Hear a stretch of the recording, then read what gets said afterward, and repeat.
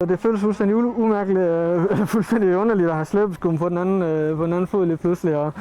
Og det der med, at du er vant til at have benene i en bestemt position, det er lige pludselig modsat nu, så det er ikke ligefrem noget, jeg føler mig særlig godt tilpas i. Er du ligefrem lidt nervøs over, at du skal ud og køre den modsatte vej nu på en maskine, der er bygget helt om? Ja, det vil jeg nok sige, og jeg har det lidt ligesom, at vi skal køre et vigtigt heat nu, så det skal nok blive spændende. Vi er klar til første omgang. Her kan man allerede i første sving se, hvordan Niels Christian Iversen ikke skærer svinget lige så skarpt som normalt.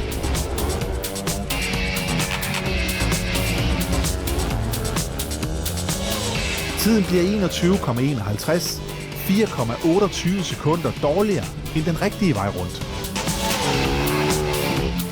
I anden omgang går det dog lidt bedre.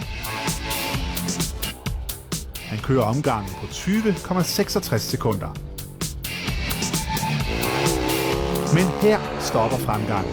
På tredje omgang viser det sig for alvor, hvor svært det er at ændre på sine faste baner.